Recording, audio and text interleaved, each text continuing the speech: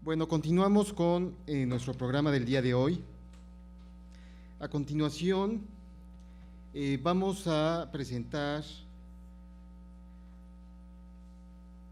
a la licenciada o a la maestra María Guadalupe Toledo Regalado.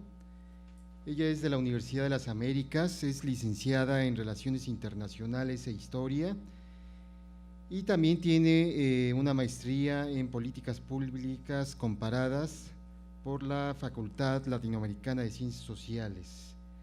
Ella nos va a hablar sobre los derechos humanos y diseño de políticas públicas en materia de discapacidad.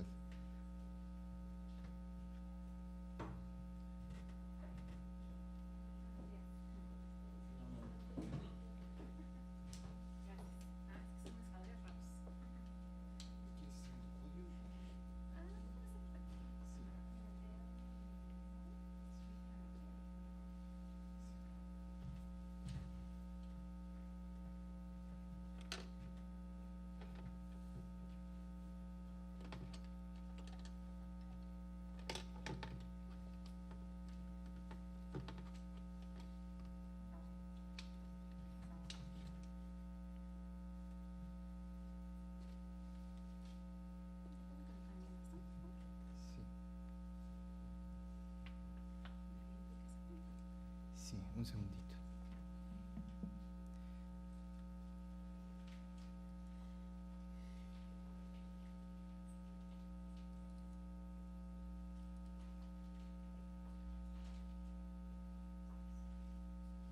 ¿Quieres estar en el podio?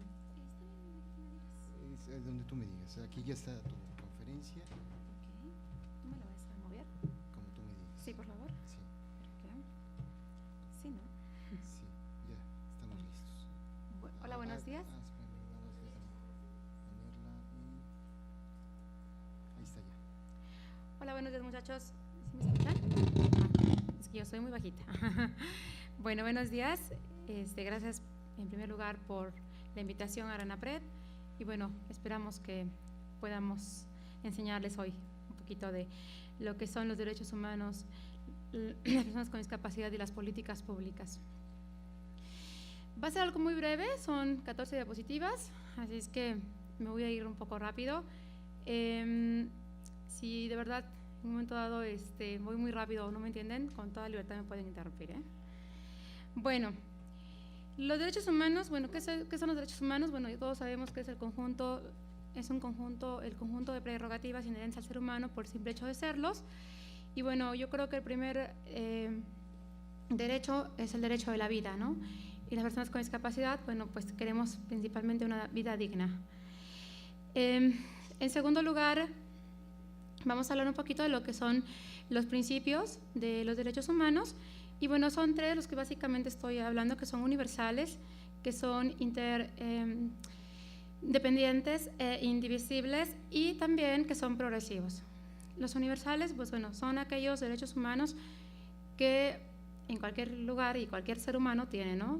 No importa su religión, su sexo, su preferencia sexual, etcétera, etcétera. Que son interdependientes, bueno, ellos indivisibles, bueno, ellos van siendo, cuando uno avanza, el otro también, pero pasa también lo contrario, cuando uno retrocede o uno no avanza, bueno, pues también se estanca, ¿no?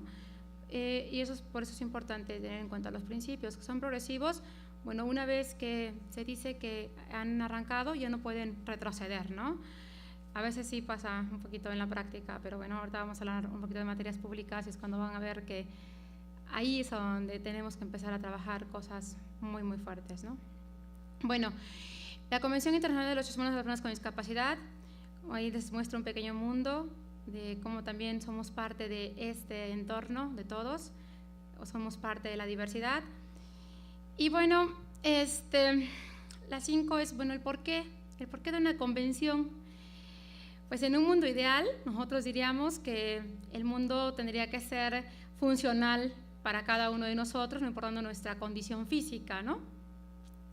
O nuestra cuestión lingüística y demás. Entonces, pero lamentablemente eso no sucede. O sea, nosotros tenemos en México, por ejemplo, banquetas para los automóviles, no para los peatones, ¿no? O sea, muchas de las veces yo voy caminando y digo, oh Dios mío, ¿qué es esto? ¿Una barda, un coche, una cadena? ¿Qué es lo que me está obstaculizando, no?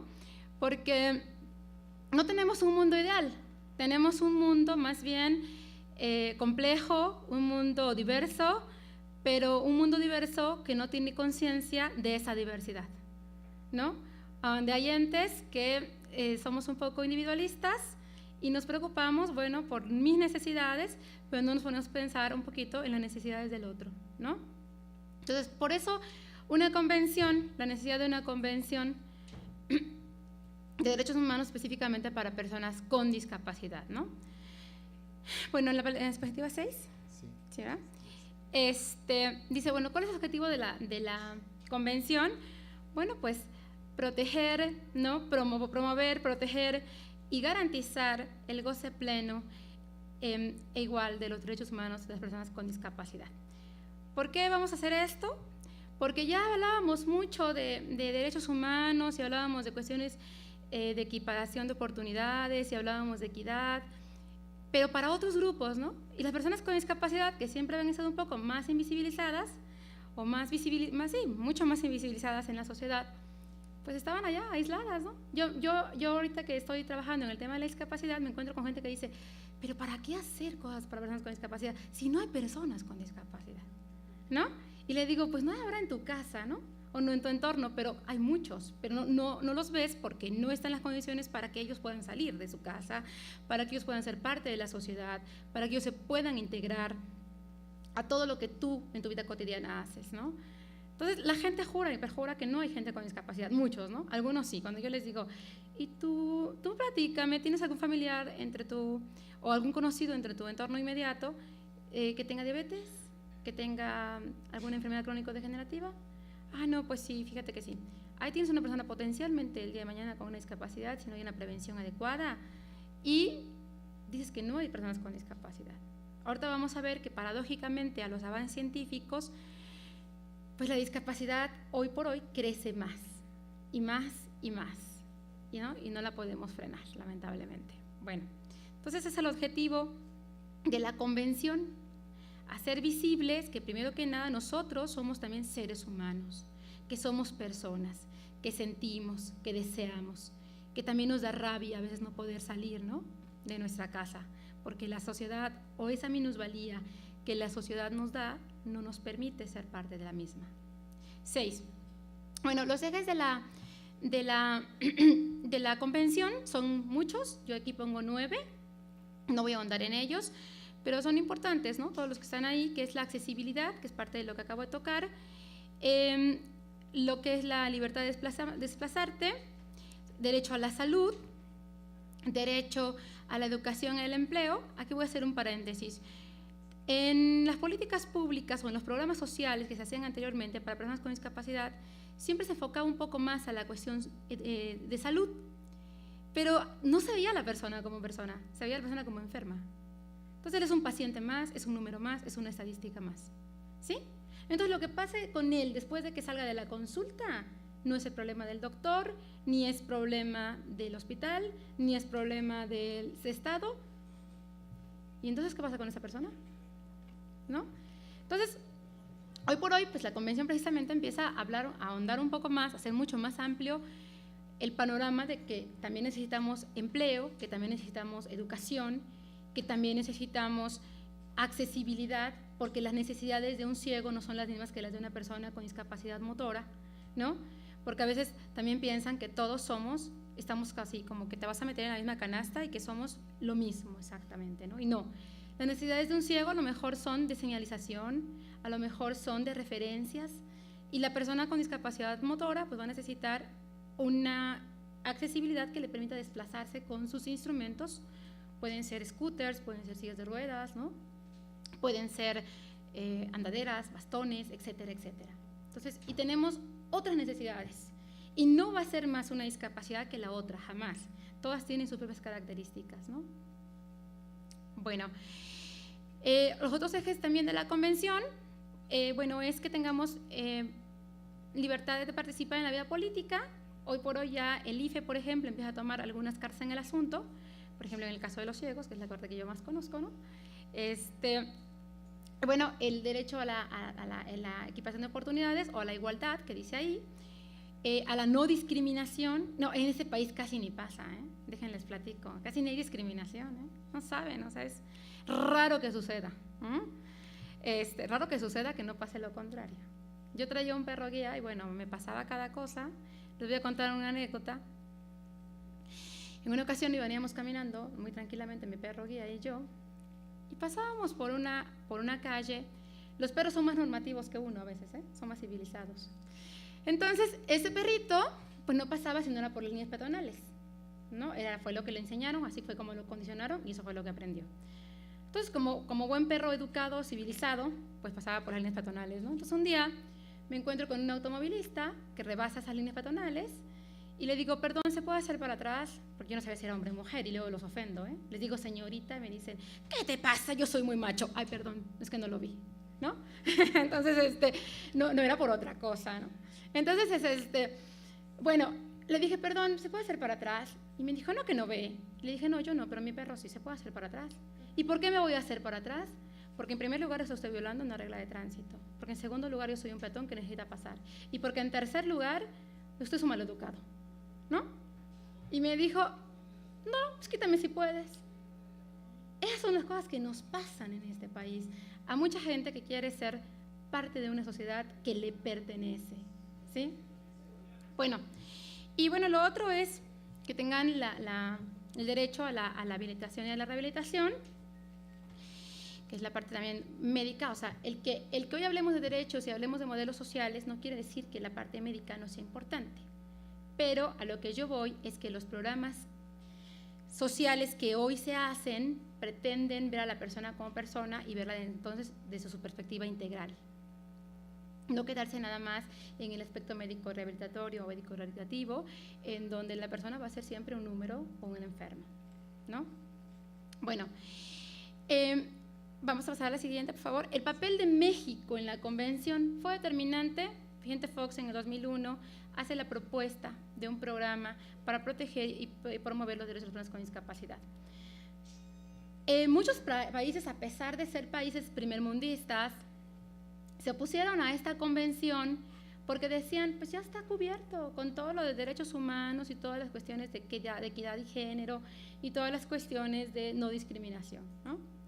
Y él decía, no está cubierto. Tan no está cubierto que en las calles no vemos personas con discapacidad, tan no está cubierto que en las calles no vemos rampas, y si las vemos que parecen resbaladillas, ¿no? O si las vemos obstruidas. Ahí está el carro, a veces ahí está el bote de la basura, ¿no? En las rampas. Entonces, decía, claro que hace falta una política, hace falta una convención de derechos humanos para personas con discapacidad, porque ellos también tienen además que habilitar herramientas especiales para que puedan subsistir, ¿no? Como por ejemplo hablamos del diseño universal de la tecnología y hablamos del diseño universal de la infraestructura. No nos vamos nosotros a inventar el agua tibia o el hilo negro, ¿no? Ya son patrones que podemos tomar y que nada más los podemos ir adecuando a nuestras necesidades. ¿Por qué? Porque nosotros vamos a tener, por ejemplo, en el diseño universal de la accesibilidad, vamos a tener pues medidas antropométricas diferentes, vamos a tener quizás necesidades de funcionalidad un tanto distintas, y bueno, además vamos a empezar a picar la piedra, ¿no? Entonces, era lo que él decía, o sea, no hay pues esa posibilidad de que digan ustedes que no hace falta una convención. Y bueno, como él era cochito de palo, pues insistió, y bueno, Canadá, Luxemburgo y algunos países de ese estilo fueron los primeros que lo secundaron, y fue como en el 2007, vamos con la siguiente diapositiva, por favor,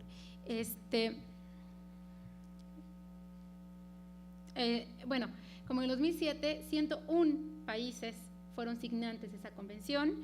Posteriormente, bueno, 56 solamente se sumaron al protocolo facultativo, y entre ellas pues nosotros, que todavía tenemos un largo camino por ahí que recorrer. Y bueno, 19 de esos países de los 101 pues estaban en América, y solo uno estaba en América del Norte, que era Canadá, ¿no? Ahora pues también ya se ha sumado a Estados Unidos, yo creo, porque habla mucho de la convención, pero A lo que voy es que no fue fácil, ¿no? Si se dan cuenta, el 2001 al 2007 fue un trabajo intenso, arduo, de 6 años, para que pudiéramos llegar a esta asignación, a esta firma de estos diferentes países, ¿no? También se sumaran muchas instituciones no gubernamentales internacionales. Bueno, vamos a ver a las personas con discapacidad. En México, yo creo que ya muchos hemos oído hablar de que hay muchos, ¿no? Bueno, de que hay una gran diferencia entre lo que son los datos oficiales y los datos que las instituciones que conocen y que están en el tema dicen, ¿no? También las instituciones internacionales como la OMS, como la ONU. Pero bueno, en los datos oficiales dice que somos más de 5 millones de personas con discapacidad. Es la siguiente diapositiva, por favor. Y la 12. Y aquí vamos a ver lo interesante. El 39% de las personas que hoy por hoy presentan una discapacidad es por una enfermedad, ¿no? Y una enfermedad nos puede dar a cualquier edad. A mí me horroriza ver las estadísticas de niños con cáncer, ¿sí? Niños que pierden a lo mejor una pierna o que pierden la vista, ¿sí? Yo tengo un conocido muy jovencito que él es ciego a consecuencia de las quimioterapias y él fue un paciente oncológico infantil y acabó siendo un adolescente con discapacidad visual, ¿no? Entonces, y como él, muchos. Y también les da a las personas adultas mayores, les da a los adultos, ¿no? Y nos da por muchos factores. Bueno, otra también que es un poco alarmante son que de cada 100, 15 personas tienen una discapacidad por accidentes automovilísticos. Aquí quizás el CENAPRA no nos acaba de arrojar totalmente esos datos como muy sólidos, ¿no? Porque muchas de las veces hablan de las estadísticas de quien muere en un accidente automovilístico, pero que va dentro del vehículo, no de quien es atropellado a veces por un automóvil, ¿no? Y bueno, también conozco muchas personas que, pues sí, estando a lo mejor saliendo de una fiesta, pues tienen un accidente y acaban con una discapacidad, ¿no? ¿Y esto qué quiere decir? Que estas personas ya estuvieron integradas a un entorno social normalizado, que ya fueron parte de una sociedad sin ninguna restricción, ningún límite. Entonces son personas que ya estuvieron siendo productivas o que ya tienen una carrera o que ya son padres de familia. Y esta gente se tiene que volver a integrar, ¿no? Se tiene que volver a incluir a la sociedad con esos derechos que ellos ya conocen, que además para su vida es necesaria. Y que bueno, de repente se dan cuenta que cuando cambian su condición de vida, pues se dan cuenta que hay muchas cosas para esa condición de vida que ni siquiera las habían considerado y que hacen falta, ¿no? Y es ahí donde vamos a entrar ya en materia de políticas públicas. Bueno, va a ser muy breve, la verdad es una pequeña pincelada de lo que son las políticas públicas. Es un tema muy amplio en el que apenas nosotros estamos como tratando de entender. Cuando hablo de nosotros, hablo de México y también hablo de América Latina. Pero bueno, ¿qué son las políticas públicas? Algo tan sencillo como, bueno, es un conjunto o es una serie de programas específicos pensados para beneficiar a una población particular de la sociedad, ¿no? Qué fácil se escucha, muchachos, pero qué difícil es. Vayan en los que las estudiamos. A mí a veces no me cabe todavía todo lo que tengo que estudiar y todo lo que tengo que entender, ¿no? Las políticas públicas son un mosaico de muchas cosas y son complejas porque ellos se forman, primero que nada, de formalizar un problema, hacer un problema, decir, bueno, hacerlo como evidente. Después tienes que pasar a la agenda pública, hay un ciclo todo eso, ¿no? Hay un análisis, hablar de un diseño, hablar de una implementación, y ahí hablamos de la toma de decisiones, ahí hablamos de que a lo mejor quiénes van a ser los actores que van a participar, ¿no? Y hablamos de una implementación, hablamos de una ejecución y de un seguimiento, de una evaluación. Bueno, en nuestro país tenemos muchos programas sociales, muchos, pero que están fundamentados en la buena voluntad del político o que están fundamentados en muchas especulaciones, pero no en datos sólidos, no en datos duros. No hay un análisis muchas veces atrás de eso, no hay un problema que lo puedas ver a primera vista y digas, es un problema, ¿no? ¿Por qué?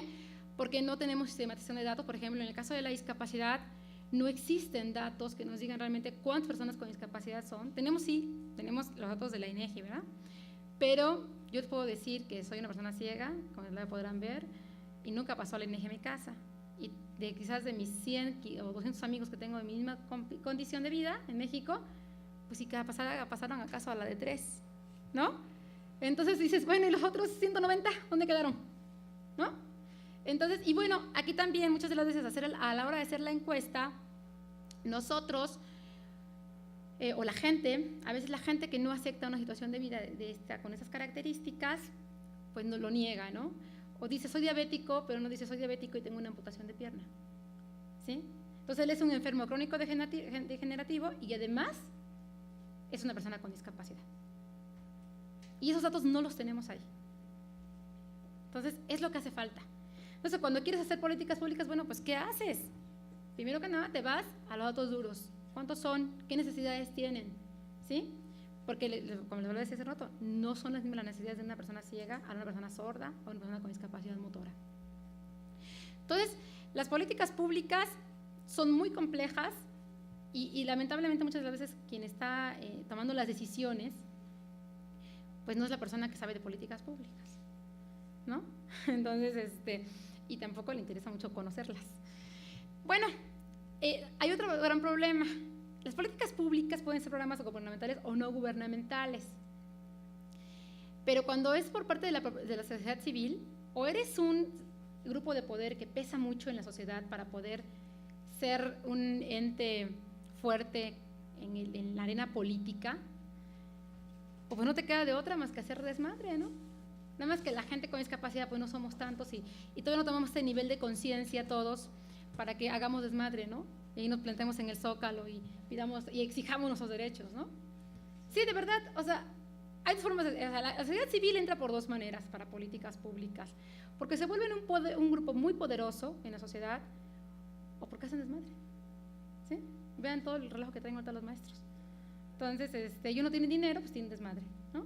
Entonces, con perdón de la palabra, pero así es, eso es lo que hacemos. Bueno, las políticas públicas tienen principalmente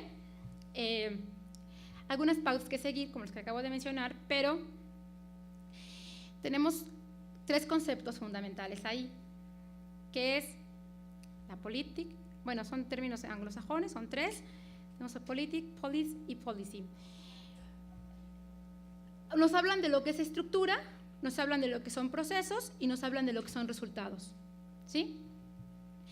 En la estructura tenemos la parte estable, la parte de cómo, por ejemplo, una sociedad se organiza políticamente hablando. Hablamos de instituciones y reglas, ¿sí? El proceso, hablamos de la parte dinámica, ya sea individual o de manera colectiva, cómo se hace esa cadena de política en nuestro país. Y pues la tercera, pues ese es el resultado de ambas, ¿no? La parte estable y la parte dinámica. Llevándolo a una analogía, podemos hablar de una cancha de fútbol, en donde a lo mejor, por ejemplo, la cancha y el reglamento es la estructura, ¿sí? El proceso es como la posición de los jugadores y la estrategia de sus acciones. Y el resultado va a ser cómo esos dos equipos pues, se han coordinado o descoordinado para llegar a esos resultados, ¿no? Vean a la selección mexicana hoy, da vergüenza. O sea, mejor ya no lloremos, ¿eh? Eso fue un mal ejemplo hoy en ese momento, pero es lo que se me ocurre, ¿eh? Pero vean a esa selección, ¿eh? Su estrategia no fue buena, o sea, sus acciones no fueron las mejores y pues están como están, ¿no? Esa es la política pública. Los resultados, bueno, llegamos a los resultados cuando tenemos juntamos esos dos grandes elementos.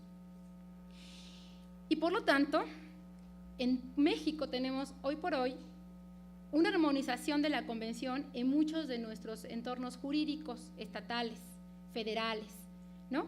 En mayo del 2011 se hizo la ley federal, la nueva ley federal de personas con discapacidad, en donde realmente hay muchos hoyos negros todavía por explorar para llegar a una vida plena de las personas con discapacidad. 3 problemas fundamentales que tenemos hoy por hoy es la educación, el empleo y la accesibilidad. Si no hay educación, no hay gente capacitada para trabajar. Si no hay gente capacitada para trabajar, esa gente no puede hacer una familia, ¿sí? No va a poder ser un ente independiente.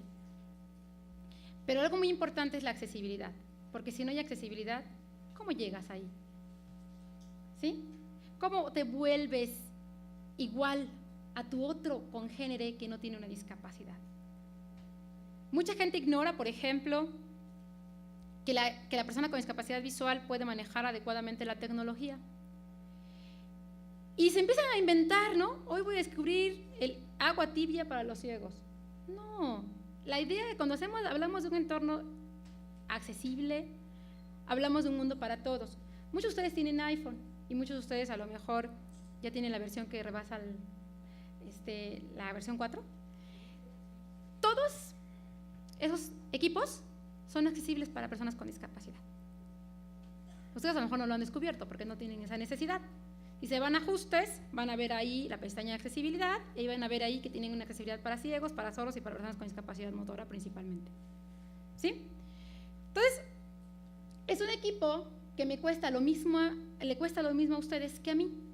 Anteriormente, la persona ciega tenía que hacer, bueno, maravillas, ¿no? Porque además la gente piensa que los ciegos son ricos, o que la gente con discapacidad, además de que tiene discapacidad, es rica, ¿no? Bueno, es la gente más pobre dentro de los pobres, ¿sí? Porque muchas de esas discapacidades también son por pobreza extrema, por desnutrición. Bueno, y teníamos que comprar un teléfono caro que tenía ciertas características para poderle poner un software y hacerlo accesible para nosotros. Hoy por hoy con el iPhone eso no está pasando. Y no le estoy haciendo comercial al iPhone, ¿eh? Solo estoy diciendo que ahí hay un entorno que se pensó para todos. Y es ahí donde tienen que llegar las políticas públicas, a pensar un mundo para todos. Estamos a muchísimo de alcanzarlas, ¿eh? Tenemos muchos programitis gubernamentales y otros que no son gubernamentales, pero son eso. Son la buena voluntad del gobernante o son la demagogia del día, pero no pasan de ahí. Por eso tenemos que Sonora apoya la educación y tenemos que a lo mejor México en su ley para personas con discapacidad tiene una cuota en el empleo, pero no se han hecho homólogas,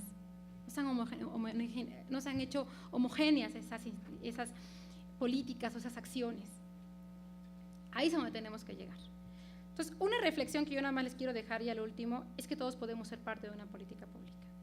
Yo peleando por mis derechos, ustedes no obstruyendo lo poco que se hace para personas con discapacidad, ¿sí? Y el gobernante haciendo su chamba, ¿sí? Eso es lo único que les quiero dejar. Ustedes muchas veces dirán, ¿y a mí qué? A mí no me toca. Sí, sí les toca, porque vamos para allá. Ustedes son jóvenes. Y no les quiero platicar en 30 años o en 20 años la pirámide poblacional cómo va a estar inversa o invertida.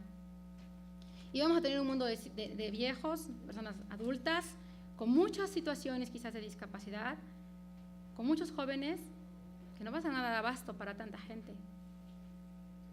¿Sí? Es la única reflexión que les dejo. No les va a llegar ahorita, pero en 15, 20 años, ustedes van a ser parte de ese gran problema público que no se atiende, o si no se atiende el día de hoy. Por eso la labor de RENAPRED es muy importante cuando habla de la prevención. La prevención, sin duda alguna, es una de las claves para que seamos una sociedad, pues, mucho menos compleja de lo que ahora somos. Y vamos a seguir siendo igualmente diversas. Pues, muchas gracias. Si hay alguna pregunta, adelante.